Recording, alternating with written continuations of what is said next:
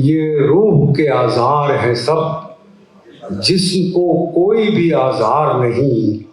मुतमईन है मेरे चारा गर भी, वो भी कहते हैं मैं बीमार नहीं। तुम मेरी फिक्र न करना हरगिज़, आखिरी बात भी है गौर तलब। आखिरी बात भी है गौर तलब। मेरे बेटे यहाँ आने के बाद जो भी महसूस किया था मैंने, मैं सलीक़े से उसे लिख न सका। तुम ज़्यादा पढ़े लिखे हो ज़रा, ऐसा हर दुख में जिसे लिख न सका। तुम उसे ढंग से लिख पाओगे, क्योंकि तुम भी तो यहीं आओगे। ये आरिफ भाई इनकलाब और जागरण अखबार की तरफ से मेरे पास आए थे। मैं नतमस्तक होकर इस अवार्ड को स्वीकार करता हूँ। बहुत अच्छा लगा। आदमी भी अच्छा होना चाहिए, तो ये आदमी भी अच्छा है। मैं यहाँ आया, रास्ते में काफ़ी ट्रैफिक था। घर से तो मैं 11 बजे का निकला हुआ। यहाँ मिनिस्टर साहब के दर्शन हुए, बहुत अच्छा लगा। आज दिल्ली कितनी बढ़ गई है।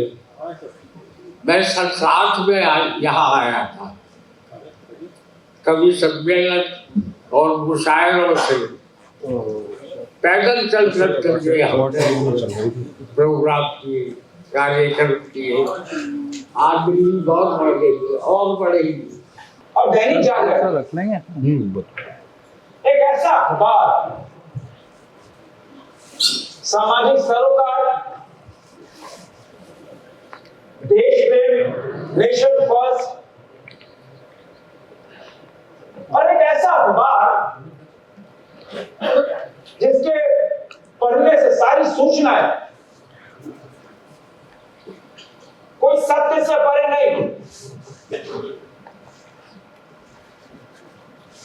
और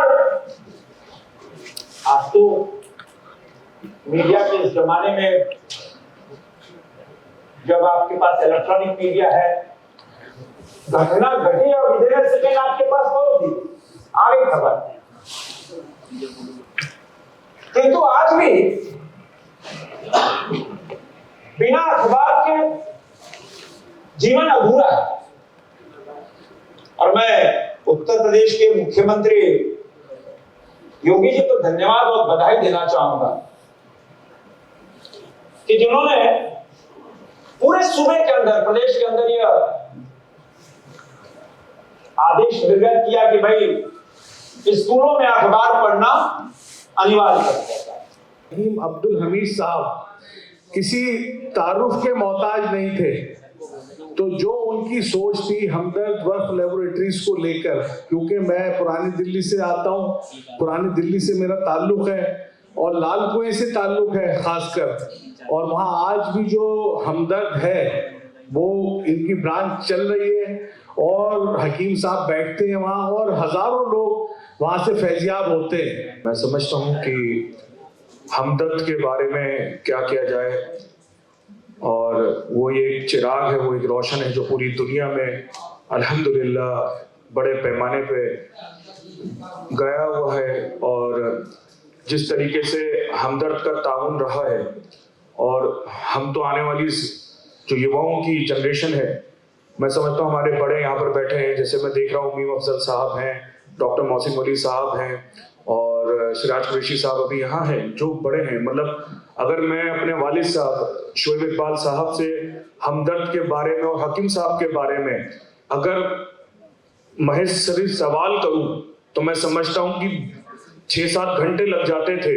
और उनको एक दिन मैंने उनसे हकीम साहब के बारे में, हमदर्द के बारे में पूछा, शोएब इकबाल साहब से, अपने वालिद साहब से, तो आप यकीन मानिएगा कि वो कहने लगे मैं चाहूं तो हमदर्द पर और हकीम साहब पर खुद जितनी उन्होंने रिसर्च करी हुई कि मैं 10 किताबें लिख दूं, और कोई मुझे राइटर मिल जाए मैं लिखवाता जाऊं तो 10 किताबें भी कम है।